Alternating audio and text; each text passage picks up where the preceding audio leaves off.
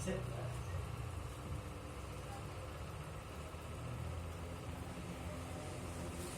Assalamualaikum warahmatullahi wabarakatuh. Waalaikumsalam warahmatullahi wabarakatuh. Alhamdulillahirabbil alamin. Shalatu wassalamu ala Rasulillah nabiyil mursalin sayyidina Muhammadin wa ala alihi wa sahbihi wa man tabi'a millatahu ila yaumiddin. Amma ba'du. Sahabat Pusmes Sifa dimanapun teman-teman berada, rekan-rekan berada, Masya Allah, terima kasih sudah join di podcast edisi pertama kita. Masya Allah ya. Alhamdulillah ya, mudah-mudahan podcast ini terus berkelanjutan ya. Amin. Seiring dengan pertumbuhnya pemahaman kita, keilmuan kita, dan juga Pusmes itu sendiri ataupun STIT Sirajul Falah itu sendiri. Amin ya rabbal alamin. Amin ya rabbal alamin. Masya Allah, alhamdulillah. Pada kesempatan siang hari ini temanya sangat menarik sekali. Ya, Masya Allah, pasti penasaran tuh bagaimana bank syariah ya. Bank syariah itu yang sebagai model dari ekonomi syariah secara kontemporer saat ini ya, kita kupas bagaimana sejarahnya, bagaimana faktanya, perkembangannya, nah, seperti itu. Ataupun dari sisi yang mungkin kontroversinya. Maka judul dari podcast ini itu sendiri adalah Bank Syariah, antara syariah dan syariah. Nah, gitu. Nanti kita akan cairkan tuh apa sih syariahnya itu. Biar penasaran ya. Ya, syariah tuh maaf gitu kan. Jadi kita harus tanya nanti insyaallah kepada narasumber kita, Bapak Dr. Wisno ya, Abdurrahman Wisno, dan juga Bapak Dr. Edi ya. Masya Allah, sudah bersama-sama kita semua di di akun YouTube ini ya. Masya Allah, sahabat semua juga bisa partisipasi ya. Ada yang namanya kita bisa bertanya lewat forum di grup WhatsApp ya, grup WhatsApp kita, ataupun di live chat. Nah, nanti akan ada hadiah insya Allah dari narasumber ya. Insya Allah ada. Hadiahnya Ya, masih misteri ya. Sangat menarik. Misteri ya. Insya Allah hadiahnya insya Allah, dan juga benefit yang lain insya Allah. Baik ya, sama-sama kita mulai ya. Kita sebelum mulai hanya ada prolog nih. Ada prolog dari Dr. Edi untuk sambutan ya, supaya lebih meriah lagi, lebih paten lagi podcast kita ini ke depannya. Kepada Dr. Edi, silakan. Terima kasih.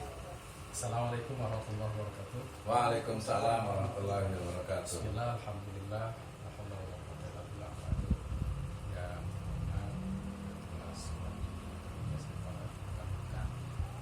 khusus pada pembicara kita yang keren, Luis biasa.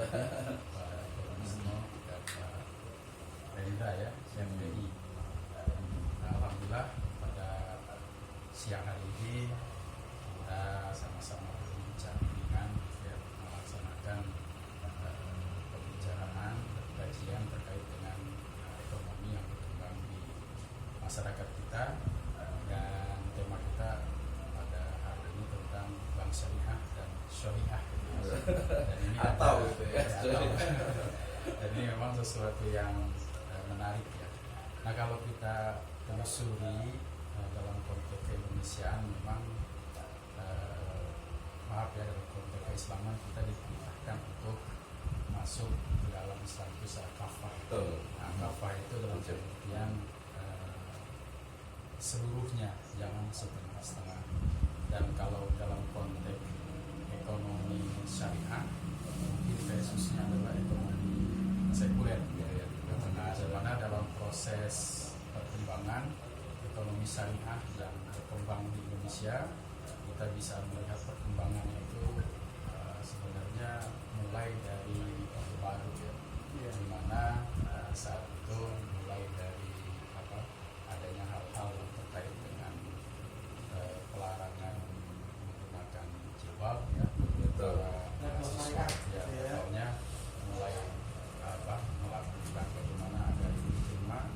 Kalau sebelumnya itu dulu ada kebijakan SDSB ya, dana sosial, Iya. dana sosial hadiah pada atau judi sosial gitu. Nah, itu dia. Dan itu mungkin kemudian ada tanggapan yang kontroversi melawan hal tersebut dari masyarakat kita. Kemudian juga didirikannya ICMI ya, Ikatan Cendekiawan Muslim Indonesia. Kemudian juga pada saat itu baru berkembang yang disebut dengan muamalah Indonesia. Dan pada saat ini tentunya perkembangan bank syariah itu bukan hanya di Indonesia saja, bahkan di beberapa negara barat itu pun ada yang sudah mulai melirik ya untuk mengembangkan ekonomi syariah, karena ekonomi syariah dalam konteks Islam ini memiliki prinsip artinya prinsip keseimbangan ya. Jadi kalau prinsip keseimbangan itu tidak ada unsur-unsur yang diberikan adil ya. Nah, karena ini perlu kita sikapi, namun dalam proses perjalanannya tetap mendapat tanggapan dari masyarakat ini beragam. Dulu sudah hadir hanya bank konvensional, saat sekarang ini sudah hampir semua bank itu ada bank konvensionalnya, ada bank syariah. Tapi dalam proses di masyarakat itu kemudian masyarakat mempertimbangkan kok nggak ada bedanya nih antara bank syariah dan bank konvensional. Maka kemudian masyarakat mencurigai ini kayaknya hanya mencari masa-masa yang sifatnya syariah saja. Nah, karena itu mungkin dalam acara-acara ini sedikit membahas mengupas tuntas hal tersebut.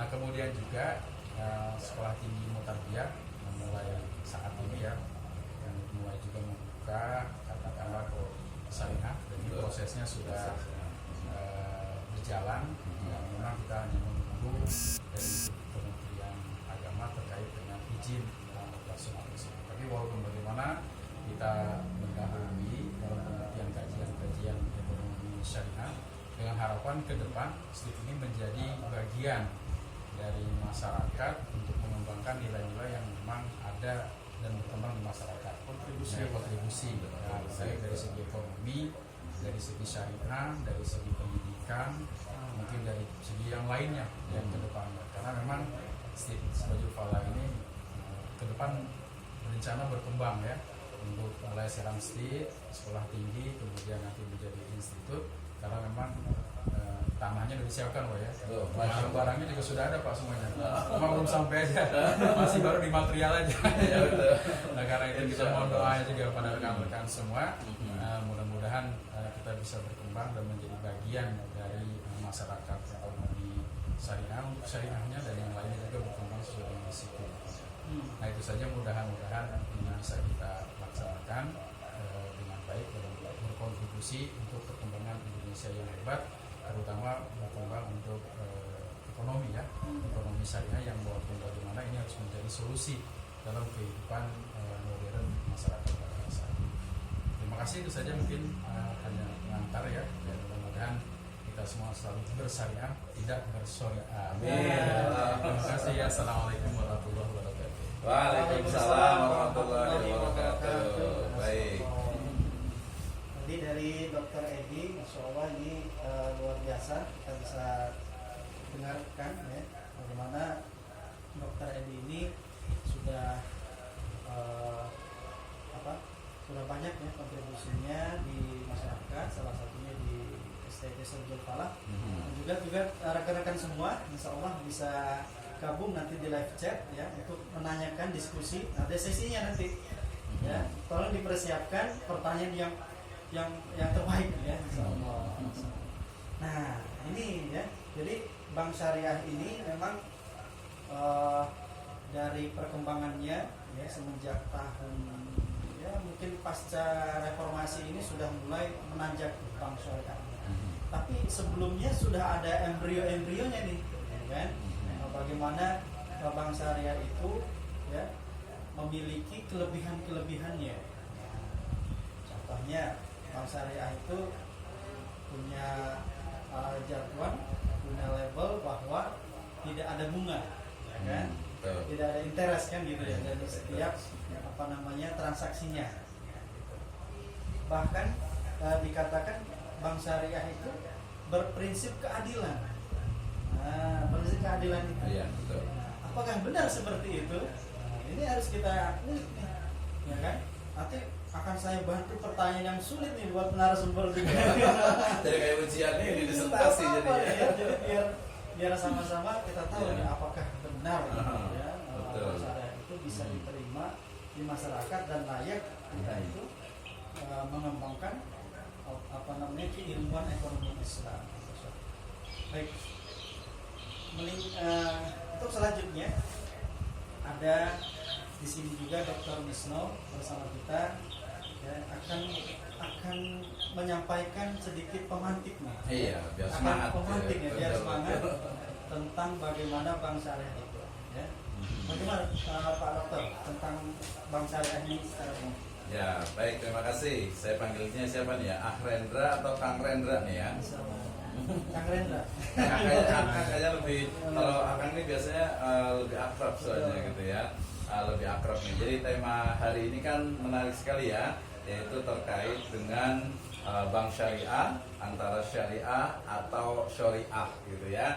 Ya, atau dan ini menurut saya jadi memang kontroversi sih ya, karena memang faktanya itu di masyarakat seperti itu ya, bukan hanya dari kalangan yang awam ya, ini Kang Rendra ya, tapi juga dari kalangan akademisi ya, profesor juga ada gitu. Ada salah satu profesor mengatakan, buat saya sih bunga bank itu ya halal katanya. Gitu. Itu profesor padahal di salah satu kampus Islam negeri gitu ya. Ini kan jadi sebuah ya big problem I think ya, jadi masalah besar yang menurut saya harus kita selesaikan, baik dari mulai akar rumputnya sampai yang di atasnya gitu ya, dari misalnya dari tukang ojek online-nya sampai kepada profesornya, itu harus betul-betul dipahamkan tentang apa sih sebenarnya bank syariah ini ya, seperti apa. Mungkin kalau kita ngomong itu nanti mulai dari basic filosofinya ya, jadi dasar pemikiran kenapa sih kemudian misalnya muncul bank syariah di Indonesia gitu ya. Mungkin nanti juga ada yang menarik nih, kalau di Indonesia kan kata-kata itu pakainya bank syariah. Padahal kalau translate in English itu kan Islamic banking atau Islamic bank gitu kan ya. Jadi IB. Nah kalau BI sendiri menggunakan juga IB sebenarnya, Islamic bank gitu ya. Tapi kemudian kok jadi bank syariah, dan ini punya historis juga nih Kang Rendra yang menarik juga gitu ya. Jadi nggak asal udah bank syariah gitu. Enggak, ini punya dasar historis, punya perjalanan yang cukup panjang ya, apalagi dalam konteks NKRI. Nah gitu ya. Nah, pertama mungkin kita awali dulu dengan firman Allah Subhanahu wa taala ya, dalam surat An-Nisa ayat ke-29 ya. Ya, a'udzubillahi minasyaitonirrajim. Bismillahirrahmanirrahim. Ya ayyuhalladzina amanu la taqulu amwalakum bainakum bil batil illa an takuna tijaratan antaradin minkum wa la taqtulu anfusakum innallaha kana bikum rahima. Jelas sekali ya. Jadi wahai orang yang beriman, jangan ya kita itu mengkonsumsi harta kita, ya harta kita dulu ya, kemudian juga harta orang lain bil batil, dengan cara yang batil ya. Jadi hukum asalnya nggak boleh gitu ya, nggak boleh bil batil illa antakuna tijaratan antaradin minkum, kecuali dengan jalan tijaroh atau perniagaan. Nah dari sini sebenarnya kita sudah tahu karakter dari Islamic Bank atau bank syariah itu adalah adanya tijaroh. Adanya unsur bisnis, jual beli, pembiayaan, ijaroh dan lain sebagainya. Nah, beranjak dari An-Nisa ayat ke-29, sebenarnya nanti ada juga di Al-Baqarah 188, itu juga bicara tentang la taqulu amwalakum bainakum bil batil wa tudlu biha ilal hukam litaqulu amwalana sabil ism wa antum ta'lamun. Itu juga sama. Artinya larangan bagi kita itu untuk mengonsumsi, untuk menggunakan ya, untuk memakan harta orang lain dengan cara yang batil. Al-batil salah satunya adalah tentu saja konteks utamanya adalah ar-riba atau riba ziyada fi aqdid dain wa aqd, yakni amwal ribawiyah. Nah, dari situ kemudian kita juga diingatkan nih ya dengan sabda Nabi SAW terkait dengan bahwasanya Nabi SAW an Jabir radhiyallahu anhu qala ya la'ana Rasulullah sallallahu alaihi wasallam akila riba wa mukilahu wa katibahu wa syahidaihi wa qala hum sawa. Gak usah terjebakkan dulu, kita nggak bicara itu. Penasaran. Iya, penasaran. Kita ngeliatnya di situ harusnya itu dikesaran sedikit aja deh, itu biar kelihatan semuanya dengan produk ini. Ya, jangan saya juga, nanti saya sendirian lagi yang kelihatan gitu ya. Oke, jadi tadi dari ayat kemudian hadis itu menjadi basic filosofi, dasar pemikiran. Kenapa sih kemudian muncul adanya itu bank ya? Jadi kenapa sih kemudian ada bank? Ini menjadi hal yang menarik sekali ya, terutama nanti terkait dengan bagaimana sebenarnya konteks bank syariah ya dalam negara Kesatuan Republik Indonesia sebagai ya negara tercinta kita ini gitu ya, sejarah yang panjang bangsa yang besar ini kemudian juga akan melahirkan ya ke depan itu sebuah bank syariah yang cukup besar, bahkan presiden dengan wakil presiden kita sangat menginginkan Indonesia itu menjadi satu dari pionir perbankan ya, kemudian juga ekonomi, finance, keuangan syariah di level global. Nah, dari sini Kang Rendra kita bisa bicara lebih banyak terkait dengan dasar pemikirannya dulu nih. Kita ngomongin dulu nih ya. Saya nyebutnya dengan basic philosophy of bank. Ya, jadi dasar pemikiran dari bank ya, dari bank atau bank ini kan menarik sekali gitu ya. Jadi kenapa kita membahas hari ini tentang bank syariah itu antara syariah dengan syariah gitu ya. Nah, ini karena memang terkait dengan banknya syariah gitu ya. Tetapi kok layanannya oleh beberapa orang tadi saya sebutkan oknum ya, dari mulai yang pekerjaannya itu mungkin jadi pengangguran, pekerjaannya mungkin yang paling rendah sampai yang paling tinggi, kok masih menganggap gitu ya, masih menganggap bahwa sama aja bank syariah dengan bank konvensional ya, sama-sama mereka juga ada bunganya dan lain sebagainya. Nah, hari ini kita mau diskusi, ayo kita bongkar habis-habisan nih Kang Rendra nih tentang kenapa sih syariah, kenapa sih syariah. Nah, gitu ya. Nah, pemantik yang pertama adalah begini, bahwa bank ya itu kan dari bahasa Italia tuh ya, benko atau banca gitu ya, yang artinya itu adalah bangku, dari bahasa Indonesia itu bangku. Nah, konteks bangku ya atau bank dalam peradaban di Eropa sana itu kan ketika para pedagang akan berlaut gitu kan, kemudian mereka itu akan menitipkan barang-barangnya, termasuk dalamnya adalah uang, ke bangku-bangku yang ada biasa di dermaga, gitu ya. Nah, setelah itu berarti kan uang disimpan. Nah, setelah uang disimpan kemudian wah ini jumlahnya semakin banyak nih, akhirnya dari yang punya bangku-bangku itu kenapa kita nggak pinjamkan, utangkan ke orang lain. Wah, kalau utangkan kita nggak dapat apa-apa dong, oh berarti harus ada bunga. Nah, dari situ kemudian muncul bagaimana bank dengan bunga itu memang tidak bisa dipisahkan gitu ya. Jadi antara bank dengan bunga itu tidak bisa dipisahkan. Jadi kalau ngomongin bank ya bunga. But the big problem, we know that the banking is not from Islamic civilization. Ini juga jadi masalah juga. Ya, walaupun kalau kita tadi Pak Kang Rendra juga udah bilang bahwa yang namanya bank, embrio atau lebih tepatnya itu adalah transaksi yang ada di dalamnya, itu dari dulu sudah ada, gitu ya, sejak zaman Fir'aun pun udah ada kali ya, dari zaman Quraisy lah ya, di zaman jahiliyah itu udah ada. Buktinya apa? Misalnya akad wadiah, Rasul SAW itu selalu dititip barang-barang dari penduduk Mekah gitu ya. Kemudian juga transaksi antara Nabi SAW dengan Khadijah radhiyallahu anha itu kan transaksi di sana ada mudharabah, ada musyarakah. Mulai Nabi itu sebagai seorang mudharib, kemudian menjadi seorang syirkah, menjadi seorang owner. Nah, itu kan sebuah fakta bahwasannya ya sudah ada akadnya, cuma namanya memang bukan bank, gitu kan ya. Sehingga kita mengenal namanya ada Baitul Mal, ada lagi Baitul Tamwil, gitu ya. Sekarang berkembang ada Baitul Syirkah, ya, maybe in English ya House of Business, gitu ya, House of Business atau House of Wealth misalnya gitu. Jadi satu center, satu pusat atau rumah dar gitu yang menjadi sumber transaksi. Nah, di situ. Tetapi kemudian kita juga nggak anti dengan Eropa, nggak anti dengan Barat juga, karena faktanya di Indonesia ini yang paling penting Kang Rendra ya. Yang paling penting bahwa bank di Indonesia itu menjadi soko guru ekonomi di Indonesia. Kalau kita belajar di SMA, di S1 itu biasanya soko guru ekonomi di Indonesia adalah apa? Koperasi. But in the fact, gitu kan ya, faktanya, wakilnya kan ternyata bank. Koperasi mana? la yamutu fiha wa la yahya gitu ya Pak Dr. Edi ya. Iya gitu. Atau bainakum artinya apa? Kenapa kemudian bank, ini perkataan dari Salafun Soleh di Indonesia, ada Prof. Safi Antonio, ada rahimahullah Pak Karnen Perwata Atmaja gitu ya, termasuk juga yang masih jumeneng yang masih hidup Pak Dwarman Karim misalnya, mereka mengatakan bahwa kenapa bank itu yang disyahadatkan terlebih dahulu. Kenapa sih perjuangan ekonomi, bisnis, keuangan syariah itu dari bank? Ya tadi, karena bank itu di Indonesia adalah menjadi soko gurunya ekonomi bisnis di Indonesia. Semua pakai bank. Dan mekanisme yang ada di dalamnya itu dalam tanda petik itu jadi memaksa kita untuk mempergunakannya.